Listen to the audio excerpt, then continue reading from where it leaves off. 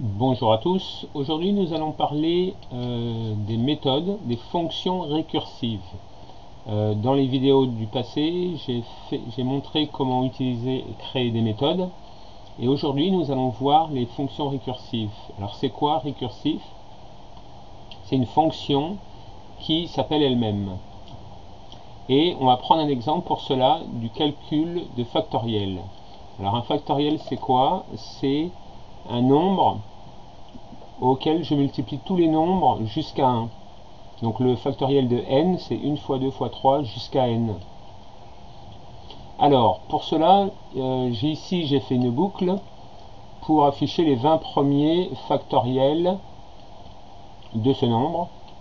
J'ai créé une fonction factorielle, ici, qui prend un entier codé sur 64 bits. Alors je l'ai mis non signé, unsigned, parce qu'un factoriel c'est forcément positif. Et donc on se dit, pour calculer la factorielle d'un nombre, il suffit d'aller de 1 jusqu'à ce nombre et de multiplier le résultat par i, c'est-à-dire par les nombres successifs jusqu'au nombre final.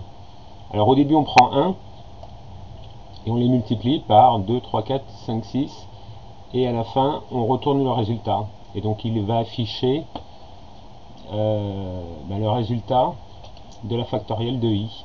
Donc là je fais F5 et on voit bien ici que le factoriel de 1 c'est 1, factoriel de 2, alors là il y a une erreur parce que c'est 2, 2 fois 1 ça fait 2, 3, 3 fois 2, 6, alors il y a une petite erreur, on va corriger. Alors c'est inférieur ou égal, voilà. F5, voilà, c'est mieux. Donc le factoriel de 1 c'est 1, 2, 2 fois 1, 2, 3, 3 fois 2, 6, 4, 6 fois 4, 24, 24 fois 5, ça fait 120. Donc on voit que le nombre il croît très rapidement, et c'est pour ça que j'ai pris un entier codé sur 64 bits non signé. Donc on peut se dire, elle est bien ma fonction, elle fonctionne, tout va bien. Alors dans ce cas-là, c'est vrai, mais dans d'autres cas, il est peut-être plus facile, ou ça convient mieux, d'écrire une fonction récursive, c'est-à-dire qui va s'appeler elle-même. Parce qu'on voit, quand je fais F5, que le factoriel de 3, c'est 3 fois 2. Donc c'est-à-dire c'est 3 multiplié par le factoriel de 2, qui lui est multiplié par le factoriel de 1. 1 fois 2 égale 2, 2 fois 3 égale 6, 6 fois 4 égale 24, etc.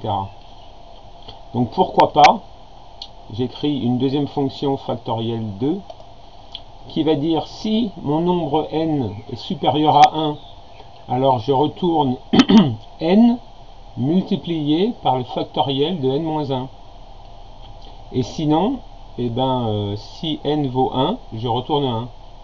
Donc quand il va appeler factoriel de 3, il va dire factoriel de 3 c'est 3 fois factoriel de 2, mais 2 je connais pas. Factoriel de 2 c'est quoi? C'est 2 fois factoriel de 1, factoriel de 1 c'est 1. Donc en remontant, il va s'appeler plusieurs fois et il va afficher le même résultat. Donc là, je vais enlever la méthode factorielle 1, je vais mettre la méthode factorielle 2, F5, et je vois que j'ai bien le même résultat et que ça fonctionne. Donc ça, factorielle 2, ça s'appelle une méthode récursive car elle s'appelle elle-même. Et ça fonctionne parce que tant qu'on n'est pas dans une boucle infinie, c'est-à-dire si elle appelle un nombre différent, ici n-1 par rapport à n, ça fonctionne très bien. Donc voilà une petite introduction sur les méthodes, les fonctions récursives. Si vous avez des questions, n'hésitez pas à les poster, sinon à bientôt pour une prochaine vidéo.